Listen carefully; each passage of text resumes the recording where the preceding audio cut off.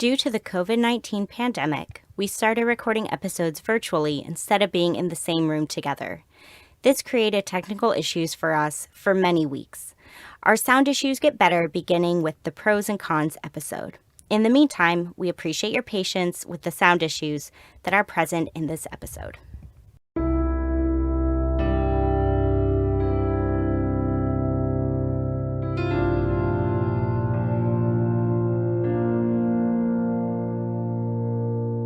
Dialectical behavior therapy was created in the 1980s by Marsha Linehan in Seattle, Washington. Today, DBT is taught all over the world. We're two therapists who believe everyone can benefit from DBT skills. I'm Kate. I'm Michelle. And this is DBT and me. Hi, everyone. Hello. Hello, says Kate. We are with one another in spirit still. Not physically yet, I'll but take that. this is better than nothing. And I don't know, I think we're maybe adjusting to our new setup after a few episodes of recording like this. Well, wait, don't you feel bad? Apparently, Michelle has to adjust my volume on the fly a lot. You know, this is You the know? technical part of life. Things happen. Anyways. Michelle, what are we talking about today? What are we talking about? Well, we pretty strongly alluded to it in the last episode, which was Check the Facts. We recorded, when we recorded that, we talked about this skill called opposite action.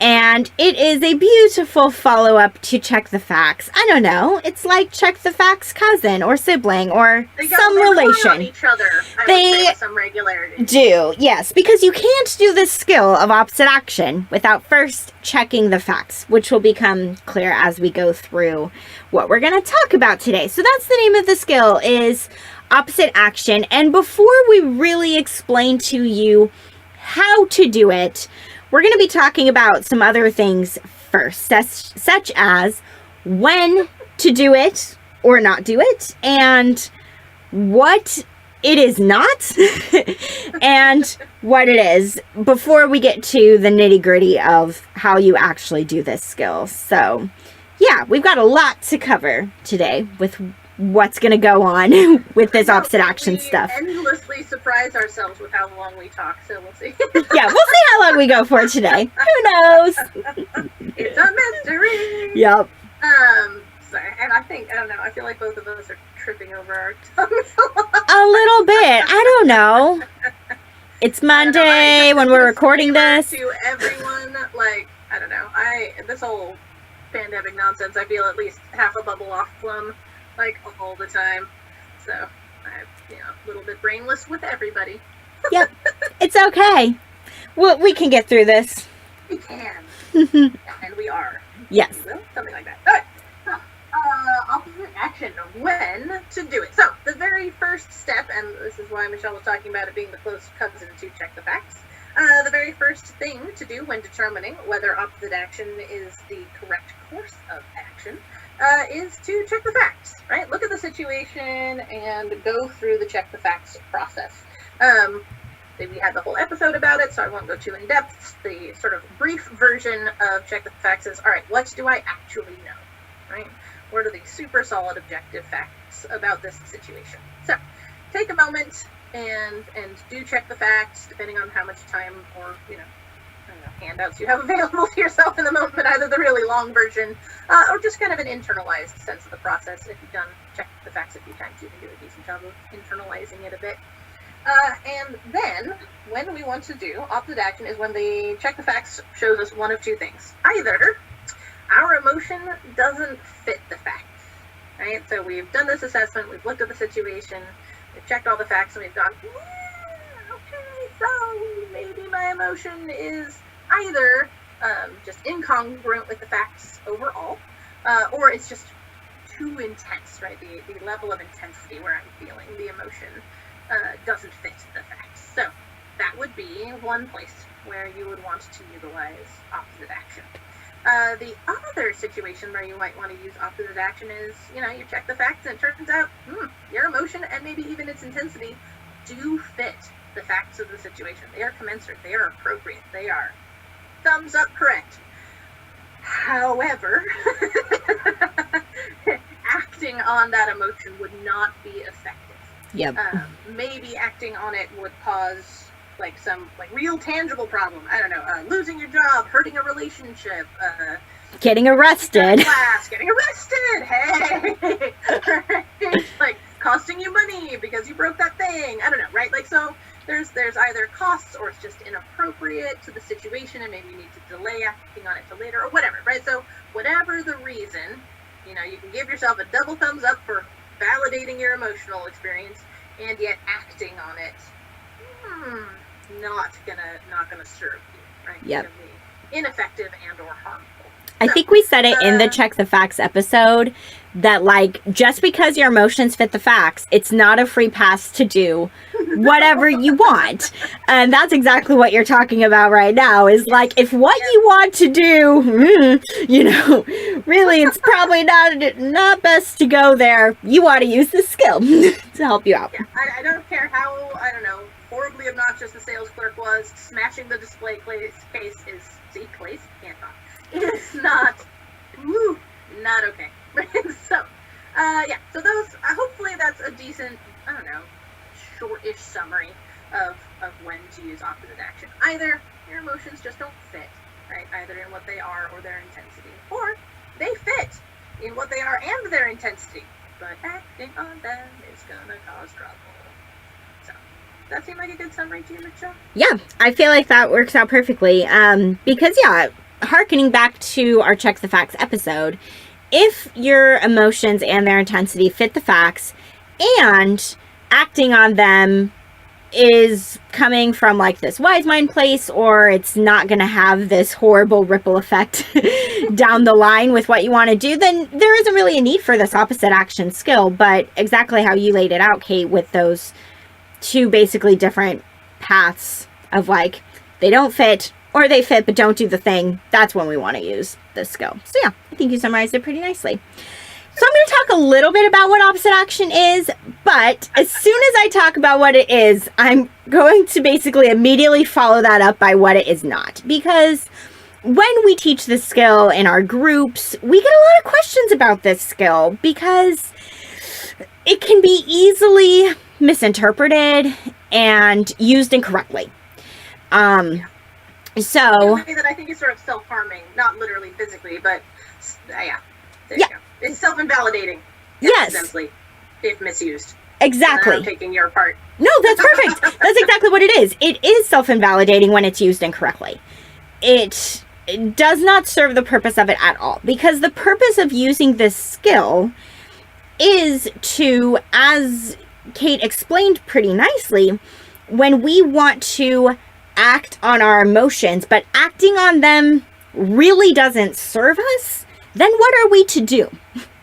And that's really when we want to bring in the skill of opposite action, because opposite action is picking an opposite response to what our urge is. It's choosing the opposite thing. So, opposite course? Yeah, that could be a way to put it. So there are going to be these times and situations, and Kate's going to give some examples in a little bit, but there's going to be these times in our lives where we can't just act on the emotion how we would want to, either because of the setting that we're in, or again, because it could have some long-term consequences that we don't want.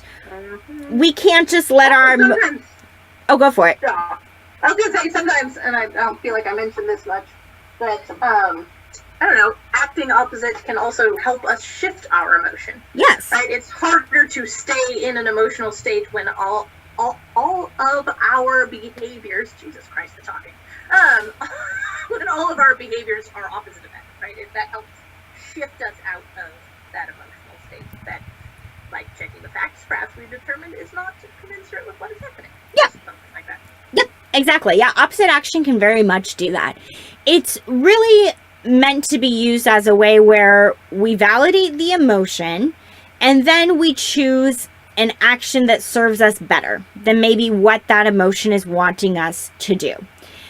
Now, sometimes what people think this skill is, as we go through explaining it more and more throughout this episode, people sometimes think that opposite action is intended to be used as, I don't know, pasting on a happy face when that's not really what you're feeling, or telling your emotions to go away. You can't be here right now. I'm supposed to be acting like this, or I'm supposed to be doing this other thing. And a lot of people do, unfortunately, get messages in childhood around stuff like that, where anytime that you are having an emotional expression, your parents, your teachers, whoever it was, maybe even your friends, your peers, basically told you that you should not be expressing the emotion the way you're expressing it. You know, you're not supposed to cry. You're not supposed to feel or express anger. You're not supposed to feel anything other than joy at all times. Basically. Yeah, gross. And that when you're expressing your emotions, somehow you're doing something wrong. So you're supposed to stifle them and express them differently. And so sometimes when we teach the skill of opposite action, people think that's what we're saying. Of, wait, you're telling me to not express my emotions. And the answer is no.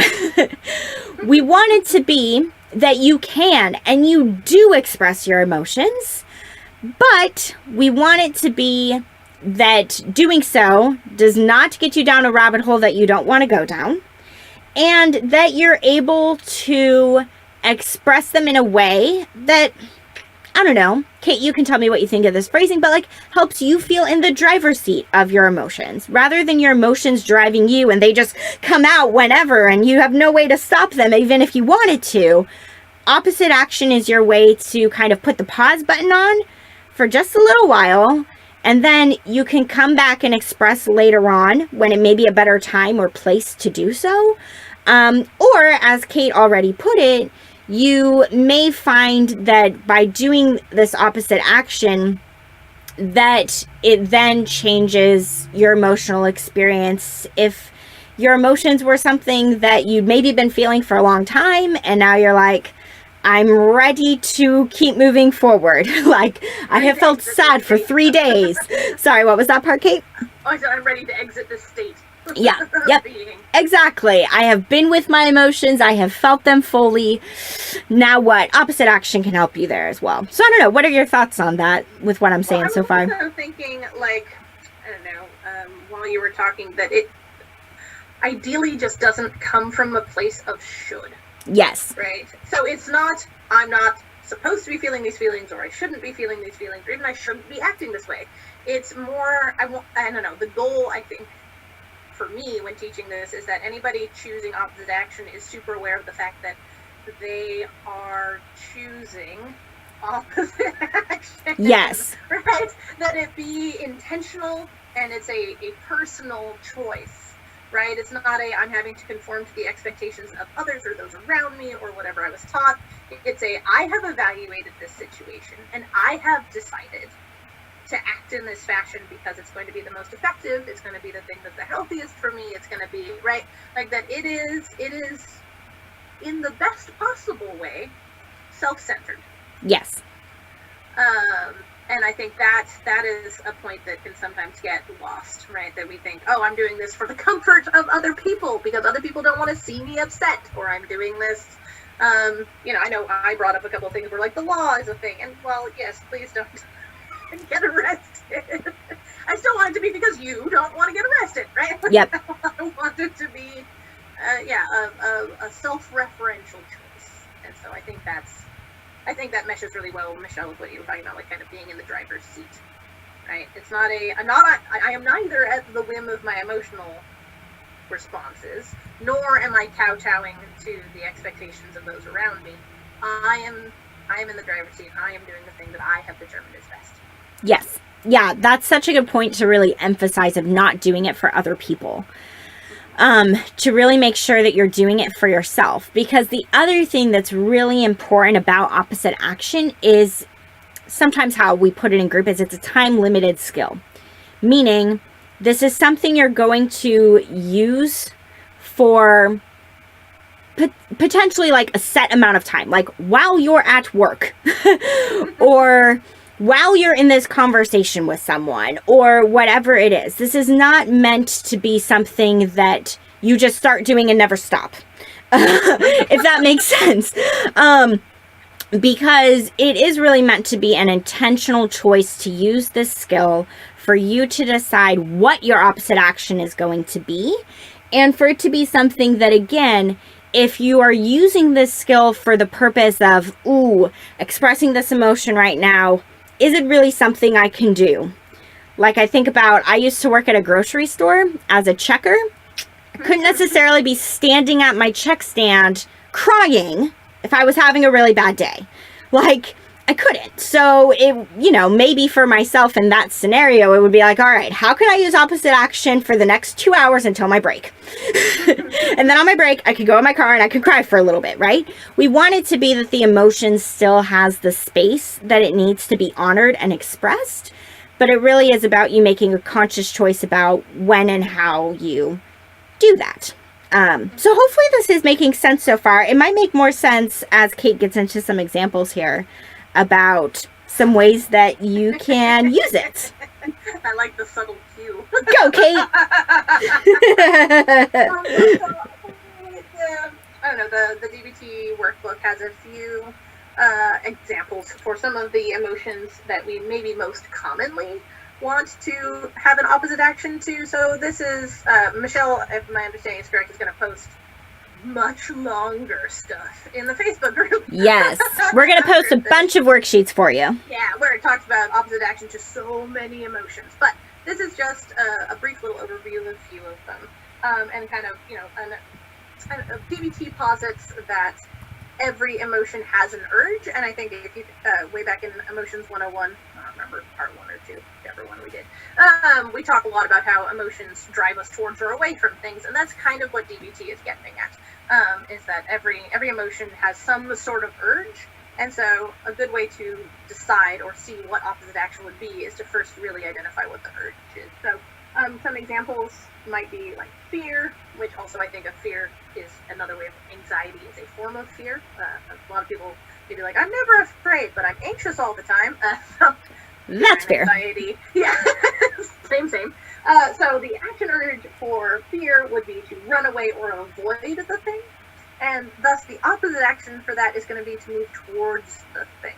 Sometimes this might be literal. Michelle talks a lot about her fear of spiders. So I was literally just thinking about it. Yeah, screaming and running out of the room. Or it could be things like, I'm really scared of conflict, so I'm avoiding this conversation about a hard topic, right? There's going to be physical avoidance or emotional avoidance either way. And so an opposite action would be, I don't know, Michelle, go up and pet the spider. For me, it would be, I'm sorry, I'm that person who I don't catch and release the spiders. I just kill the spiders.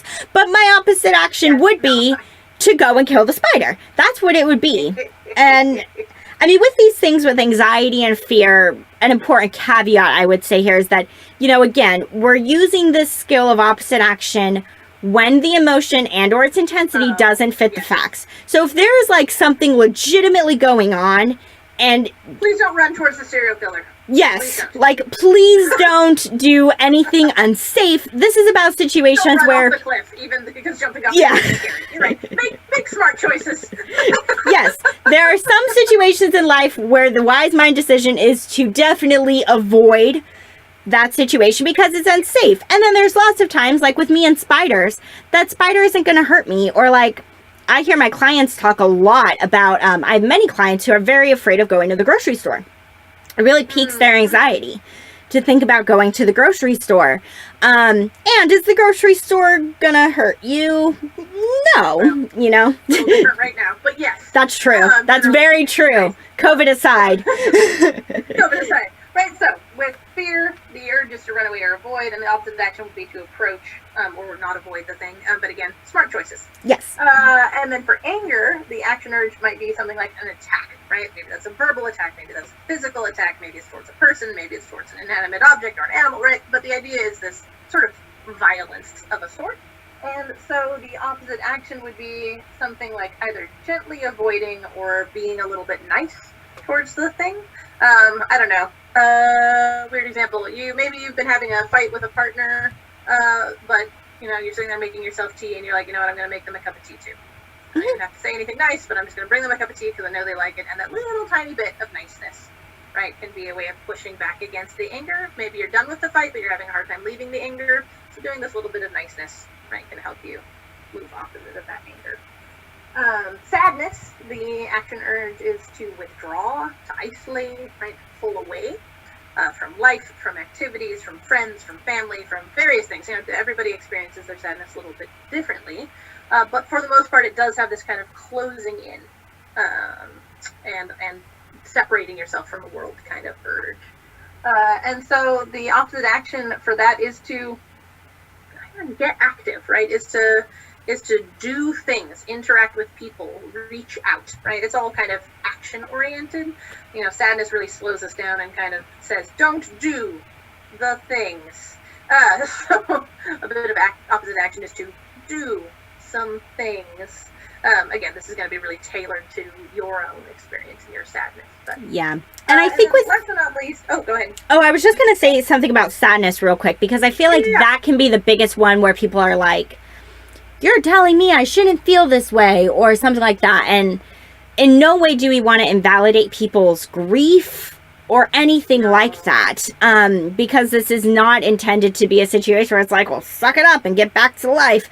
But I think what happens for some people with sadness is this may be one of those scenarios, as we talked about earlier, where if you've really been letting yourself feel your sadness, you've been in it for maybe a couple days, couple weeks, couple months, whatever it may be. Like, you've been in the sadness, and now you're like, okay, I do really want to get back to work, or I do really want to go see my friends when it's not COVID. I really want to do these things, but it feels too hard. I don't know how. Like, when you're ready to make that conscious shift out of, I don't want to say out of grief, but like moving through your grief. Like, okay, I'm ready to keep going with something, but that feels like a lot of work. I don't know how to do it. This is where opposite action would come into play when you're ready again, on your terms, like we emphasized earlier. I also kind of think of it as like, I don't know, opposite action can, like we talked about, shift your emotion, but maybe it doesn't. It can just, what's the right wording? Like, change the flavor? Yeah. Right? So there's a difference between being sad and isolated. Yeah. Right? So it doesn't necessarily mean you have to stop being sad. Yeah. It's just maybe let someone in to your sadness, right? Mm-hmm. Reach out. Don't be like, well, I'm sad, so I'm unpalatable. So I'm not going to burden my friends or family with this thing, right? So it sometimes it can or can be used to shift out of the emotional experience, but sometimes it's just about, well, all right, like, I'm having the emotion, but maybe the ways I'm acting on the emotion are detrimental. Mm-hmm. So it's okay to be sad. I still need to eat. Right? Like, yep. Right. So it doesn't always even have to be about exiting the sadness at all, or any of the emotions. It can just be, I'm having the emotion, but I'm looking at the action urge and it's unhealthy. Yeah. It's not good for me. Or maybe it's making it worse. I'm already sad, and it turns out I'm sadder when I talk to no one. Yeah. So, all right, I'm not telling myself I have to stop being sad, but maybe I can do things to stop making it actively worse. Right. That dialectical idea really comes into play here. Yeah. With opposite action, for sure. And yeah, I feel like with the sadness one in particular, because, yeah, when you're grieving, grief doesn't have any kind of an end date. It shifts, it evolves, but it can be with us for a long time. And so it really is about, yeah, you're speaking to it really nicely, Kate, of just, okay, I can be sad, and what else can I do that might serve me and be good for me in that sadness? While I'm sad. Yep. And last but not least, the one that they list here is shame. And it's so funny how many things have the idea of avoidance in it. But right, so hide or avoid, right, is this idea that shame, right? Shame is isolating, but in a different fashion. It's not like pulling away or withdraw. It is actually that idea of hiding and trying to be unseen. And so the opposite action, they simplify it a little bit because I think there's going to be a big thing of like, where is the shame actually in any way, shape, or form? You know, do the check the facts. A lot of times our shame is completely unwarranted. But either way, the idea is to in some way let someone in on the thing that you feel shameful about. This obviously requires a lot of caution. You don't want to put yourself in unsafe situations, physically, emotionally, anything like that. But if you have a friend, if you have a family member, if you have a therapist, if you have someone that you trust with your emotional safety, an opposite action to shame is to share the thing that you're ashamed about. Tell the secret. Expose it, bring light to it. I have another example for shame that I thought of that's a little different than tell the secret. Because that's going to apply to some situations and not to others. Again, that's how DBT puts it. But I think back to when I was younger, like in elementary school, and even though I was in some ways very athletic because I was a ballet dancer and that was my athletic pursuit, but PE class was like my worst nightmare. I felt so ashamed about how bad I was, like at soccer and volleyball and basketball. Like I was that kid who was pretty much the last picked, which I think a lot of people can relate to. So I felt really ashamed for how bad I was at, conventional sports. And, right, probably if I had listened to the shame, it would have told me to sit out, which I did sometimes. I just wanted to avoid. I just didn't want to do the thing like it says. But in that situation, the opposite action would have been to try to act confident and put myself out there and play the game. Even if I wasn't going to be necessarily the best one on the field, like to still do the activity or the thing that I was ashamed about. Yeah. So that can be one way that it looks, is if there's something that you feel really ashamed about doing, self-conscious about, the opposite action can really be to like practice it, do it more. Again, if it's a healthy thing that you can do, which plays in pretty nicely to some of the stuff with fear too, of like, approach it, don't run away. So that's one example too that I thought of. Yeah. Awesome. I think that was that for me. So now are we actually going to tell them? Yes. How to do it, Michelle? This is how you do opposite action. This is how you do it. Yeah. And hopefully we're talking about some of those examples with the 4 emotions that DBT really hones in on, of fear, anger, sadness, and shame. Hopefully that gives you some idea of what we're talking about anyways. But there are steps to doing opposite action, just like how there were steps to check the facts. So, and I don't know, maybe at the end of opposite action, the same way we did with check the facts, maybe we'll spontaneously come up with like, here's your shortcut. Here's how to make it easier than the 7 steps DBT talks about. But to start off with, the first step is to identify and name the emotion you want to change.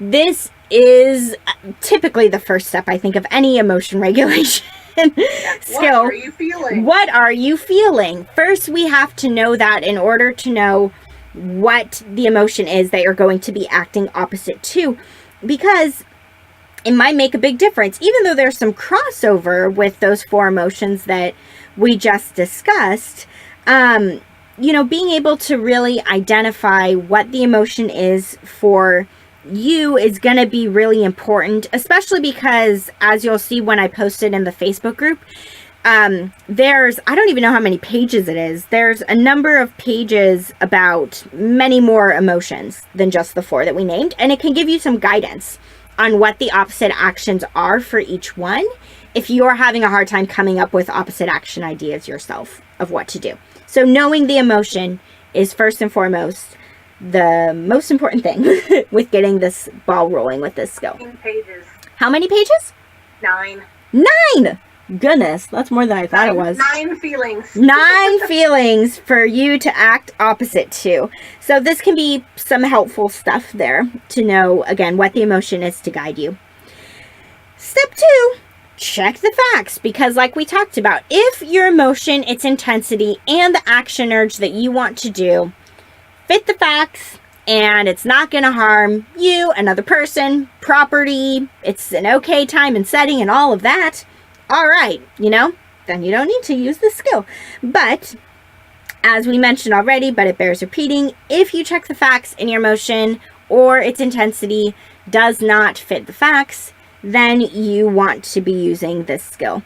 It's funny because on this DBT handout, which is the example we talked about for check the facts, ironically, it says, irritation fits the facts when your car is cut in front of. Road rage does not. Which is exactly what we talked about to check the facts. Funny enough. So, right, again, that will help you figure out, do I need to do this opposite action skill or do I not? Now, the next step, which again, I feel like this is falling in line so far with some review that we've already done, is to identify and describe your action urges.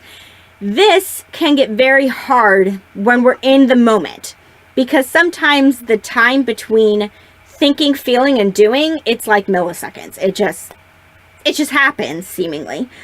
But this is why it can be helpful to, up until this point, be hopefully practicing some mindfulness skills that we've discussed, practicing being in your wise mind, because that will give you a little bit of time, hopefully, even if it's just a second or two, to be like, wait, hold on. Do I want to do this thing? Yeah. Is this what I want to do? So again, identifying and describing does not have to be this formal practice. I think describe sounds like a very formal word, but it's just noticing. What am I wanting to do when I'm in this situation with this feeling coming up? What do I want to do? And then step number 4 is to ask your wise mind, is expression of or acting on this emotion effective in this situation? And again, hopefully, this can be something that if you've already been developing and getting to know your wise mind can hopefully come to you pretty easily with an answer of, yes, this is coming from a wise mind place. Go ahead, do the thing. Or it will pump the brakes for you a little bit and be like, not that emotional expression, or not right now, or something. Yeah. It'll tell you to slow down. So that's kind of all really those 4 steps of identifying and naming the emotion, checking the facts, identifying and describing your action urges, and asking wise mind.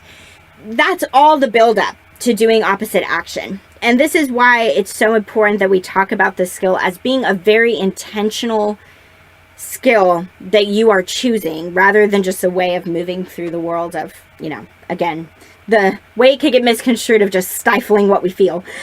Nope, because you're going through all these steps of asking yourself, is this the right course of action to choose opposite action? Sometimes it will be, sometimes it won't be. So, after you've done all 4 of those steps, the 5th step is to identify opposite actions to your action urges. This is where... I like that sentence. Right. What else can you do? Because, again, thinking dialectically, it's all about what are the options available to me? What are the different choices that I can make? There's rarely only one path. So, if we take my example with the spider, for instance, I have lots of options available to me. And again, I'm identifying opposite actions only. So some opposite actions are, I can kill the spider, like I said. I could try to be nice and good and catch and release the spider. I could, if I wanted to, just choose to leave the spider and maybe watch and see what it does. All of that is better than me completely avoiding and running away and not doing anything about the spider. But I have some options there, and I can decide which one fits best for me, as a random example of identifying different opposite actions. Step number 6, and this is important, says act opposite all the way to your action urges. So, all the way. Because there is this idea of, the way I put it is like grin and bear it. Of like, sometimes we try to act opposite, but if we're not really feeling it, it's not going to come through in the way that we want. I think of, like, I don't know, the first image that comes to mind is like a sullen teenager that is coming along with you to the thing, but making sure you know every single moment of it is grand suffering for them, and they'd rather be anywhere else. Like, sure, technically they don't want to go, and they are technically going, so opposite action? No! Like, no, sullenly dragging your feet through a process does not count. Yes, this is very true, right? And again, sometimes the result of opposite action is that doing it happens to change our emotional experience. Like if you're acting opposite your anxiety, you may realize as you're acting opposite, oh, I'm not feeling so anxious anymore. Oh, cool. You know, that may happen. Or it may also happen that as you're doing it, your emotion may stay right where it is. Like you may be perhaps really scared the whole time you're acting opposite and you're getting through it. But we really want it to be this idea that it's more than just doing the bare minimum, acting opposite. It's more than just doing it because you might be telling yourself, okay, I have to do this. We really want it to be something that you want to, I guess, try out and going into it with an open mind. If that makes sense. So with the handouts that we're going to be posting, DBT has Kate put it, and told me, space them out into 9 different pages for different emotions. And on each page for the emotion, it says the opposite actions, but then it says all the way opposite actions. It clarifies. So if you want to go the extra mile or take the next step, it gives you ideas for how to do this. So like, I'll take anger, for example. The opposite actions it lists for anger are gently avoid the person you're angry with, take a time out, and be kind. That's how it breaks it down. All the way opposite actions are imagine understanding and empathy for the other person. Change your posture. It specifically recommends doing that by doing willing hands. And change your body chemistry by doing some breathing or engaging in like some physical activity. Those are all the way opposite actions. So it's not just being kind, it's getting to a place where you have empathy for this person that you're angry with. So it may take some time to do all the way opposite actions. It's not easy. It's hard to do. But DBT lists it because otherwise, if we're dragging our feet, doing it because, we feel like it's an obligation or what we have to do, we're not going to get as much out of that experience as if we're saying, okay, let me really give this a go. Even if it might be a little uncomfortable and not my first choice of what I want to do, let me really give this a go, right? Like talking about when I was a kid and, okay, I want to sit on the sidelines, but okay, if I'm going to play the game, let me actually really play the game, not just stand there and hope the ball doesn't come to me. Like that kind of an idea. And then the final step 7, it says repeat acting opposite to your action urges until your emotion changes. Kate and I go, about that one. Because again, sometimes that may be the result. Sometimes that may not be the result. And we think it's important to not go into doing opposite action with the goal being to change your emotions. That does not have to be the goal of this. Because again, sometimes it may happen, sometimes it may not. And we don't want you to think like, oh, well, I failed because I still feel afraid at the end of it. Right? Like, as I'm going with a shoe to kill that spider, am I going to feel afraid? Yeah, probably. Afterwards, I might feel great. But I may feel really afraid in that moment. And so it's not about having the goal be to change your emotions, but it is about doing it for, I guess you could say, as long as you might need to. Is that what you said, Kate? Yeah, need to. Yeah. Yep. Again, until your shift at work is done, until the soccer game is over, until, you may need to do it for 3 minutes. You may need to do it for 3 hours. who knows? But it is about doing it until you are in a position where you can express the emotion maybe in the way that it needs to be expressed in a different setting, or until your action urges die down. Sorry, what? Yeah, I was going to say either until the emotion changes or until you're out of the situation and can express it. Yeah. Yep. That's what I would say. Yeah, definitely. Anything you want to say about those 7 steps, Kate? No, I think you did a really great job talking about it. I do kind of think that oftentimes the first 4, I don't know, I'm not always certain of the order they put them in. Yeah. I kind of think it almost happens almost simultaneously. That can all happen very quickly.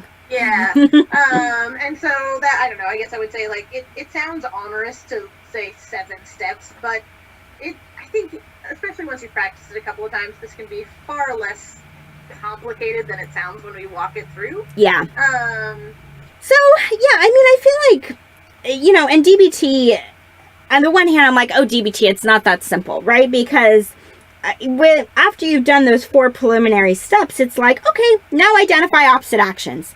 And sometimes that may come very easily or very naturally to know what you need to do to act opposite the emotion and the urge that you're having.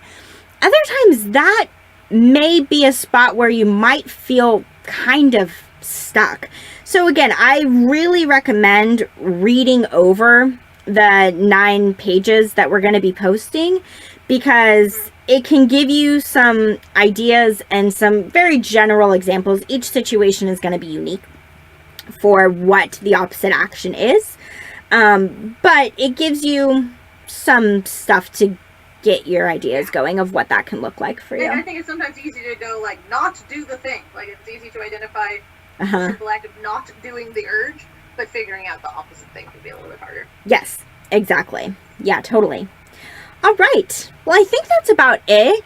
So for homework, again, to make it sound really simple, we encourage you to do this sometime this week. Try it out if an opportunity arises for you, especially with anxiety. Opposite action is a skill that we really recommend for anxiety. Because again, what does anxiety tell us? Don't leave the house, don't do the things. Well, and acting on our anxiety, like acting congruently with it, often makes us more anxious, because basically we're telling our nervous system that it was right. Exactly. Yep. Oh, you told me to avoid this thing? Okay, I'm going to avoid the thing. Afraid of. Yeah. Oh, and then you did avoid the thing, so we were right. Yes. And then we're going to be more anxious about it next time. Yep. Yeah. So if anxiety is something in particular that you struggle with at times, yeah, definitely try this out. And we know that this might perhaps be a little bit hard in this world that we're living in with COVID right now. This may be a challenge because, yeah, we're all kind of stuck at home. But there may be a situation, again, with like your partner or your kids, or just with yourself. If you're having a day where you're like, I just don't want to get out of bed. Okay. How can I act opposite of this and do what's effective and what my wise mind is telling me to do? Okay. How can I do that? So give this a try. And email us, dbtmepodcast@gmail.com if you have questions or life scenarios for a future Q&A episode. So, all right. With that, let's get to closing moment. Okay, everybody. So, as always, if you're able to do so, I invite you to settle into a comfortable position wherever you are.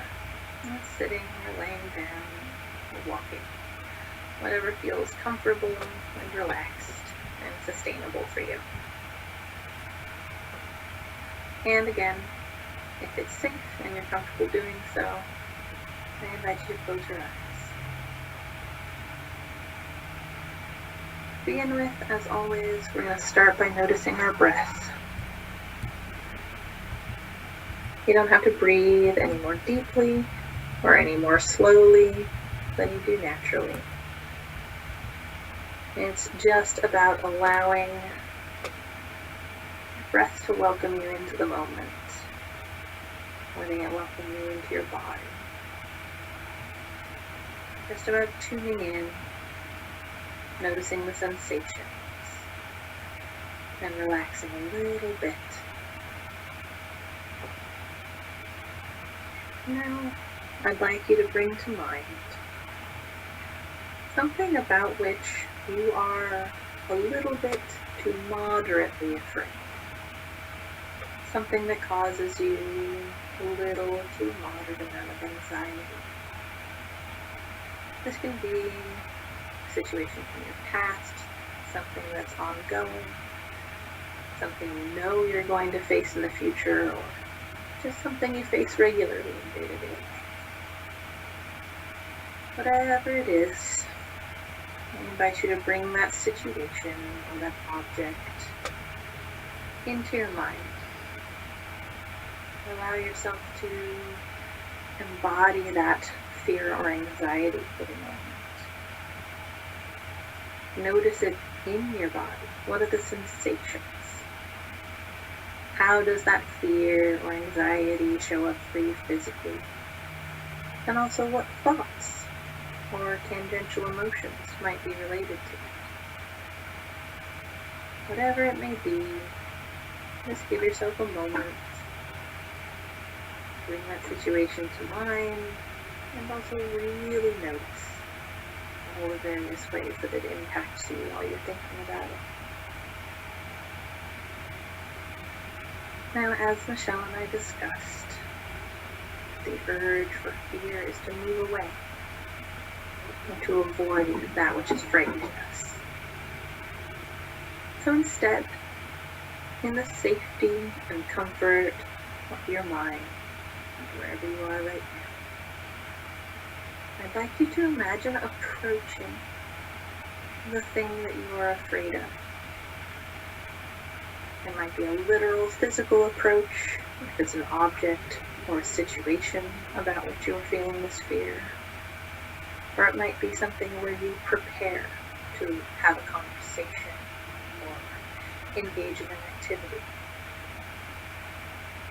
Whatever it is, take a moment and really picture yourself, really walk yourself through the steps of moving towards this thing about which you are afraid or anxious. What do you notice in your body as you imagine this? Can you imagine it playing out positively?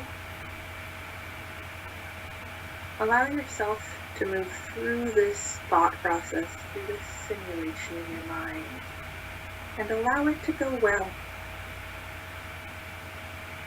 Allow it to unfold in a way where your worst fear doesn't come true about this situation, when your behavior is well received. And again, notice how that feels. What is that process like? Both, what do you feel as you prepare and as you approach? How do you feel as you move through this opposite action to your fear or anxiety? And how does it feel when you're on the other side? How does it feel after you have taken your action and the resolution has come to pass? Allow yourself to have that experience for a moment here. Obviously, we can't guarantee in real life how things will go, how other people may react. But if you can, when you try and actually enact opposite action in your real life, give yourself a chance to remember how this felt. Allow yourself to recall the whole process, where you noticed it in your body, and what resolution happened when you were finished. How did you feel after? Allow that to be a guide to you, or a reassurance that you can do this. You can approach the object of your fear, and it can go well. There can be positive resolution.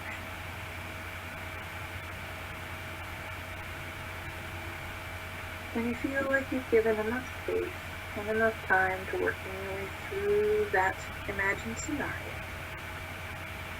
I invite you to come back into your breath again. You might take a couple of slow and deep, purposeful breaths. Really follow the sensation of your breath back into your lungs and into your body, allowing both the fear and the resolution to it to fade. Come back into the present moment. Come back into the room. You might do that by rolling your wrists, or your ankles, or your neck, your head, whatever feels good to you. Whenever you're ready, open your eyes. Thanks, everybody. Thanks, guys. See you next week. To learn more about us and the DBT skills we're teaching each week, join our Facebook group. Simply log